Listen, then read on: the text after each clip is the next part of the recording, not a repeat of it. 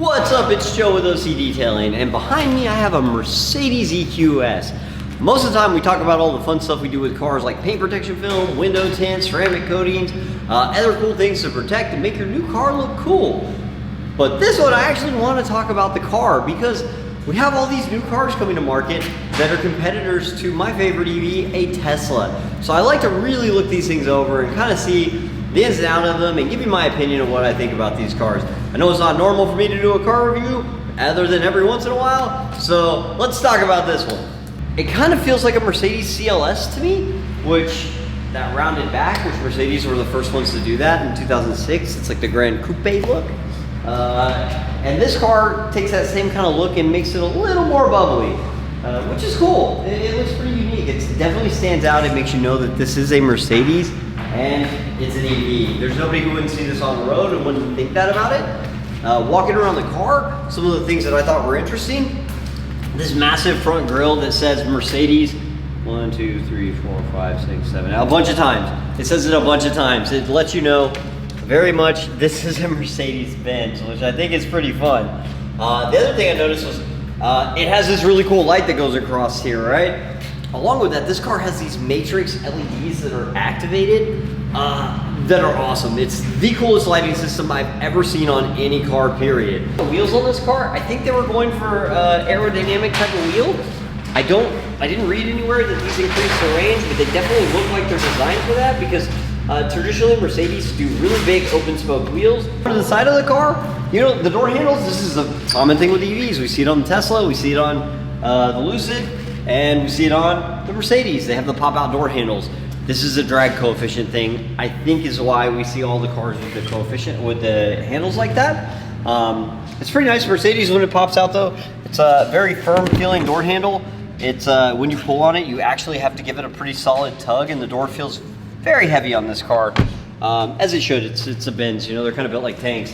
We'll to the back of the car with this really long brake light that goes all the way across there. I actually love this look. It's pretty neat when you see it at night. Other than that though, the back of this car, not super busy, which I like too. Just very much looks like a Mercedes. I would say, I bet a lot of people, the look of this car is either love it or hate it. I could see where you get torn on both. Actually, the first time I saw it, I thought it looked like a Pokemon, which I don't know why that was the first thought I had. I don't watch or play Pokemon, but I was like, hey, it looks like a Pokemon. But now, the more I've spent time with this car, I actually started to like it more, appreciate the lines on it, especially when I made the connection that it looks kind of like a CLS, which is cool. And then, even though this looks like it has a fitted trunk, it actually is a hatchback with a ton of room. You could fit a bunch of dead bodies in the back of this car, at least. So if I killed Chris, Drew, and Alex, I could shove them all in there comfortably. Yeah, haha. Yes, murder employees. I'm just kidding. So, you know, close to the camera. It also has this cool privacy shade that pulls over. That's helpful so people don't steal your stuff, or maybe when they see it, they're more motivated. What else we got in here? Let's take a look what else is in the trunk of this. Oh, this, with EVs, you get a lot of extra space. So there's a big cubby back here. This car does not have a spare. It does not look like this car comes with a spare equipped. It just has a lot of space and a cubby hole. And then there's another cubby hole over here. And you've got 2 buttons. So you could actually set the loading height of this, I assume, by holding this button down. Also, there's there's a QR code there. I wonder what that does. Never seen a QR code on a car.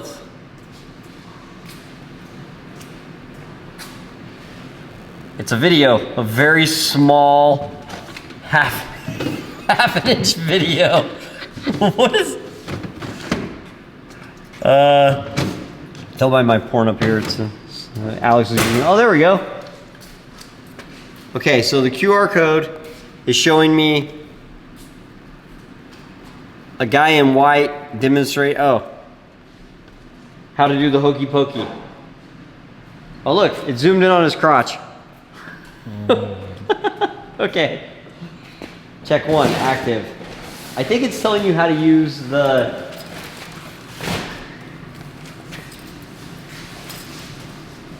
Hang on, Alex, do you have to zoom in on my crotch? And then I go like this, and it works. Did you zoom in on my crotch? No. That's what the guy said to do. That's actually pretty responsive. The one on my car sucks. All right.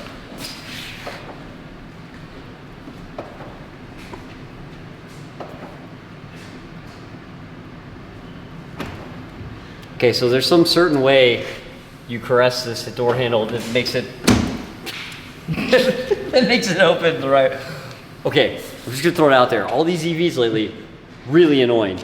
There's some certain, I'm sure it's my fault. I'm totally sure it's my fault. Okay, so I get it. This button locks. Rub here, lock, rub here, open. Rub vigorously to open. Of all the EVs, the first thing you will notice about this car is that Mercedes is better at interiors than just about everybody because it is nice. Like, it is super nice. Everything looks really plushy, it looks really elegant. This looks like a Ritz-Carlton of cars. Like, it's you know, it's basically the S-Class EV. So you would expect it to be extremely nice. We actually had a Maybach S580, S680, something, one of the new Maybachs in here. And I thought that was the nicest interior I'd ever seen inside of a car. And that's even Rolls Royce, everything else. Like, that car was next level. It had pillows in it. It was really, really nice. And this car is actually about 80% of the same interior as that car was, which is pretty cool. You know, as far as room goes and stuff, let's hop in here. Very comfortable, ton of headroom. The seats raised up. So, you know, I don't remember, it's been a while since I sat in the back of a Tesla, but I do remember sitting in the back of that Lucid and feeling like I was sitting on the ground. I think the seat was here and the floor was like right here, which it wasn't uncomfortable, but it was a little weird because there's nowhere to put my feet like under the seat like there is in this car. The seat is actually pretty stiff back here. I thought it would be plushier because this stuff feels so soft. Oh, this is cool. This car's got little LED lights that that were like in the Maybach. These are actually pretty neat. They're adjustable for the person in the back of the car, which is cool. Oh, the headrests have pillows too. Ha! It's got the same ones. I don't think I can take a nap like this, but I could try. What else is back here? In Mercedes fashion, cup holder that pops. Oh, maybe not. What is this? Oh, it's a cup holder. Yeah. It's a cup holder that was resistant to come out. You know why the cup holder doesn't made? Oh, I get it. Okay, so one click. I thought it was gonna say no cups allowed in the white interior. This is why, kids, drink your juice outside. But no, it's a maybe an iPad. Maybe not. Maybe it's just. I'm assuming there's some functional reason for this. For skinny phones. Interesting.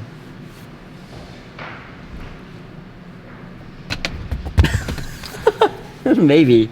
Okay, so one click, two clicks makes it a cup holder. No TV or anything back here, no PlayStation, so Tesla's still winning there. If their software update ever makes it work in the back seat. You know, I talked all that noise. I made all those jokes about a PlayStation in the back of a car. And then I actually got a Tesla, and I was so excited to sit in the back of the car with my kids and play PlayStation. And it doesn't work. It's coming with a software update, Tesla. The steering wheel feels like heaven. I'm just gonna say that. The steering wheel is very soft on this car. Lucid does this too. I don't know what the material Tesla makes their steering wheels out of, but they do not feel like a Mercedes steering wheel. And the Lucid steering wheel I remember feeling notably different. So looking just right here, this car has this giant screen that goes all the way across here. Really cool. The car says not ready to drive, so let's turn it on so I can move stuff around. The light showing here, again, very cool. I don't know why it changed from pink to purple. And the way they did the two-tone in this, it's really nice. I mean, even the way, like, wood is usually very boring for me. I don't like it in cars that much anymore. Model 3s, they have that weird one piece of, oh, they switched it, they put them on the door now, but for the longest I was like, in case you drive into a river, please remove dash for flotation wood. I was the only reason I could think of they put it there, but the way Mercedes did this wood with the stripes on it, it actually makes it look really cool, and it follows the line of the stitching. Yeah, it's just really nice. It's a Mercedes. I mean, I think they've been building luxury interiors since, you know, people were having dinosaurs pull carriages, whatever. You still have very familiar buttons on your steering wheel, so you don't have to mess with the navigation system and stuff. So, you know, I've got cruise control, I've got Distronic Cruise, I've got a menu button, probably controls the screen up there. Actually, you get them on both sides, and then on this side you have your phone volume, controls your voice command, which I wonder how the voice command in this car. I still think Tesla, in my opinion, from all the ones I've tried, is the reigning champ. They have the best voice recognition. My own profile, what's that button do? Hello, where do you want to go? Oh, this is for navigation. Okay, I get it. Okay, I know what to do. Since I killed Alex, Chris, and Drew, I need to dispose of dead bodies. I'm sorry, can you say that again, please? I killed people and need to bury them. So Mercedes won't help you dispose of dead bodies. They will not participate in a crime. A bunch of different options here. I kind of want to play with them. What kind of apps do you have on this? Oh, this is cool. So you got Sudoku, you got beginner driving mode, you got Tetris. That's pretty neat. Select the view to... Oh, okay, so this does the Grand Theft Auto 3D view, but because we're in the shop, it's a little wonky, right? So, the GTA view of the car. This car would look pretty dope in silver chrome, if anybody wants to wrap one that. So, you can see it does the GTA view. The battery's down to 29%. If this is 30%, this is vehicle. So it's showing accelerator brake. I believe this is pitch and roll in case you take this thing off-roading. You know, if you do some hardcore, like, you know, mountain climbing with it, it'll make sure you don't flip over. Radio's on. If you ever see me broke, I'm probably rocking a cast. Pretty face, no waist with a big old bag. It sounds amazing, as it should. For Burma, it sounds really good. Yeah, that's better than most cars, actually. That was really clear. The bass was nice, and I didn't tweak any of the settings on there, and it's just playing off the radio. That's not even an auxiliary source. So the fact that I'm getting that radio station that clear in here too, that's pretty amazing. That means this car's got a very good FM antenna, which is neat because it's kind of a dying thing. Most people, I feel like most car manufacturers don't care that much to put any effort into that, so they're usually not that great. Let's see what the comfort button does. Oh, it's got massage seats. Okay. Joe's favorite. You're Alex Joe's favorite. Oh, and ambient lighting. Oh, here we go.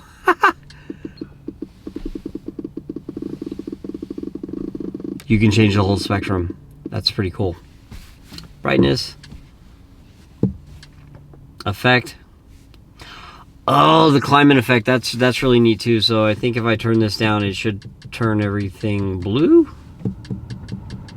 I see red. Huh? Oh yeah, there, it turned it red when I was turning it up, right? There, blue. It does it up here, not down here. Huh? It's like shining everywhere. Yeah, I mean, it's really cool, right? Yeah.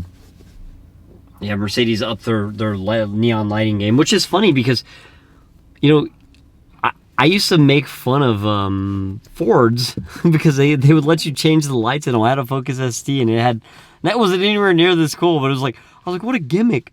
This is so stupid. I can't believe they put this in this car, and I never played with it. And then they put it in high-end cars, and I'm like, wow, this is so cool. I love it, and I play with it all the time. I don't know, maybe I'm just getting old. Can you say that again, please? Happy ending. It doesn't do that either. I've discovered that no matter any car I yell at the voice command. The ending of the plot of a work of fiction in which almost everything turns out for the best for the positive characters, their sidekicks, and almost everyone except the villains. What was that? Dude, there's a happy ending. This car gives you a happy ending. Are you serious? Did you hear that? What is that? I heard it. What was that? It was the car giving us a happy ending. Oh, that's weird. Okay, so apparently Mercedes is the only car that will give you a happy ending, because every other car I've yelled happy ending in that had massage chairs, no happy ending. Very sad. How may I help you? Happy ending. Sorry, something went wrong. Ah, I did it once. Never mind. I don't know why it gave me a happy ending once, but not again. Oh, it's pretty cool. So it if you buy this car and the stock market crashes and you can no longer afford your payment, it'll alarm you when it's getting repoed. Neat. Totally alarm. Yeah, I've never seen that. Like, what is it? That's got to be what that's for, right? Have fun. So Alex just put me in the S-Class. We loaded up the cool 3D camera, or the flip-flop camera, the one I did the driving video with the Lucid with. So I'm going to start the car by pushing the start button. Still a Mercedes. Let's forget that I'm using a standard profile here. It says, warning, do not let MBUX distract you from traffic situations. So I'm going to try not to crash the car while staring at this screen. It is a little warm today, so I'm going to adjust these vents. There's no device connected. Let's just go for a drive in this thing, and then we're going to try it in a couple different settings too. So right now it is in comfort mode with normal recuperation. I'm guessing that means brake regen. I'm assuming that's what that means. This is very much an S-Class, like, wow. Like, it feels very plushy. Well, let's see. Point the vents at myself a little bit here. A little warm.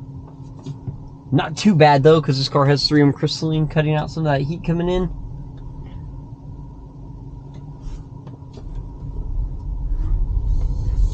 This is a very bright car when you're driving it. There's a lot of glass on this thing. I love the S-Class pillows that come, you know, in case you want to sleep and drive at the same time.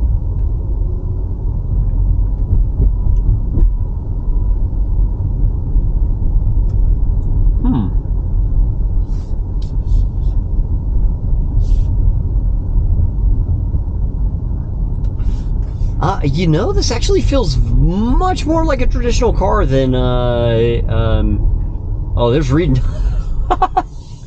Customer warned me about that. So, the regen on this car is almost non-existent. I felt nothing when I did that. Like, there was no regen there at all.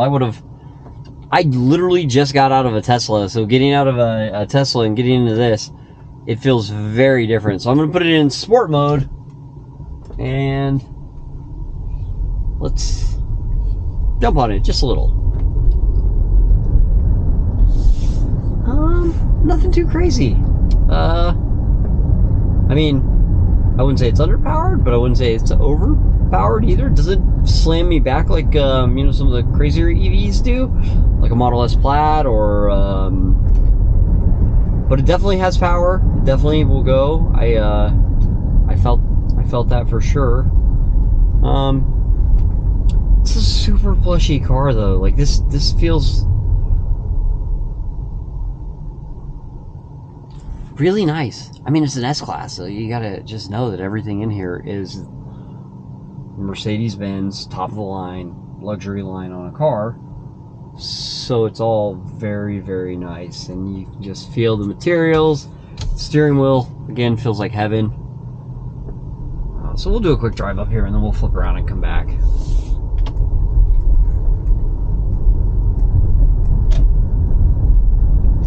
Let's see, so I turned the cruise control on. I set the distance following. Is it lane holding? It appears lane hold. It's letting me drive without my hands on the steering wheel. Huh, pretty cool.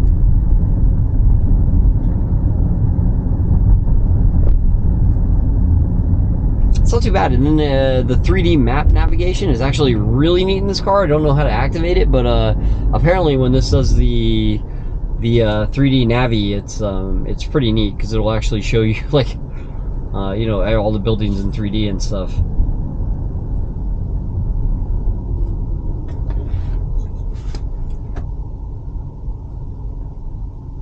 So in sport mode, it definitely feels like it has a lot more power than it did when it was in comfort.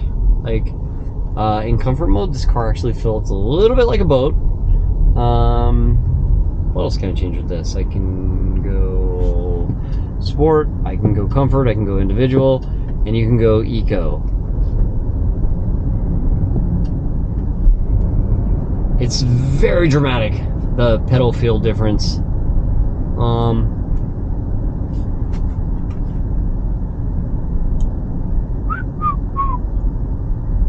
Interesting. All settings. So, active steering, Distronic, vehicle. I'm wondering where the regen thing is. This is what I'm looking for.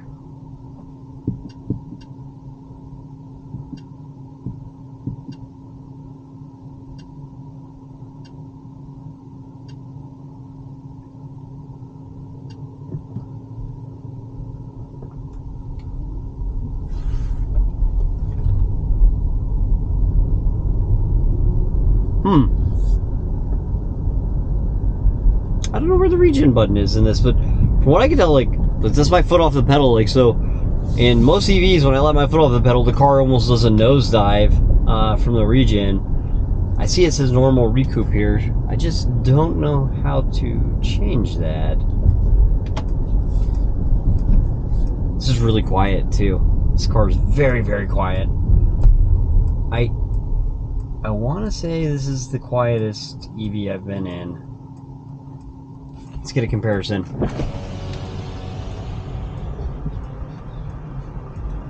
There's a lady over here scratching her chin, listening to 80s music. I can hear it vividly. There's a motorcycle. It's Ford again. Go gadget car. And silent. Pretty cool.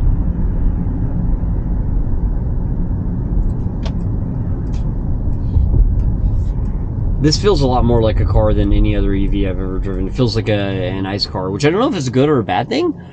But for an S-Class customer, if they want like something very luxurious, something that's used to what they're driving, but it just happens to be an EV, I can't imagine them going wrong with this. Because, again, the interior on this thing is next level nice. Like, it's really, really good. The way everything feels, the way everything looks. It's just, Mercedes-Benz.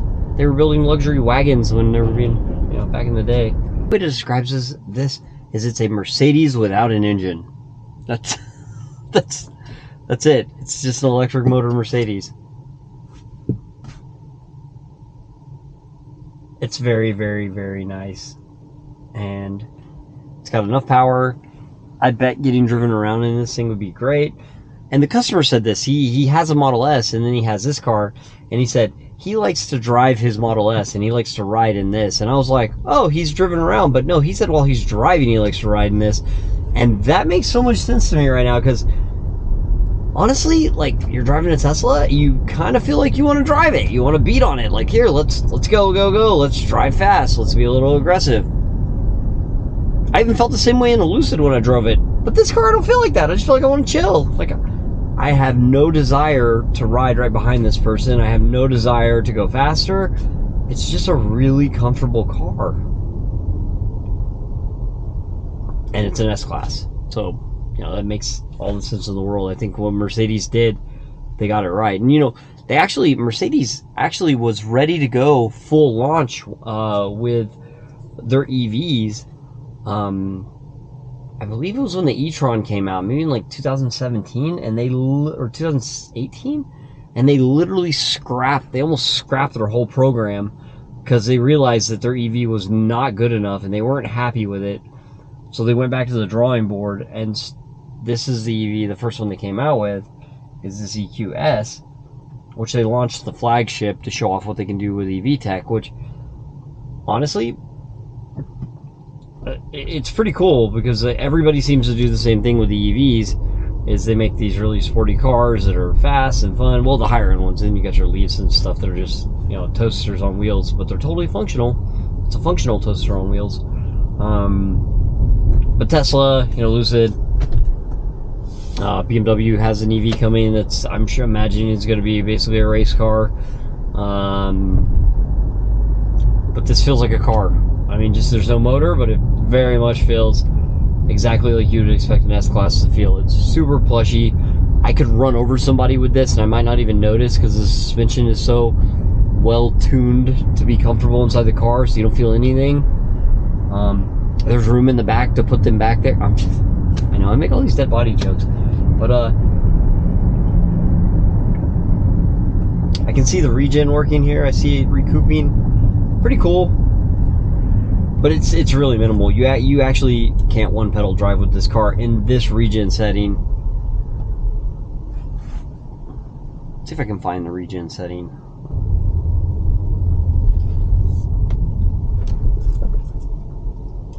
Yeah, for as plushy as the suspension is, it tightens up really good, like going over that bump. I purposely took it a little bit faster, and it was great.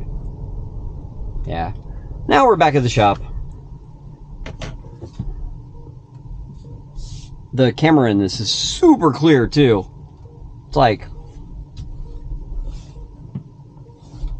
very, very good camera system.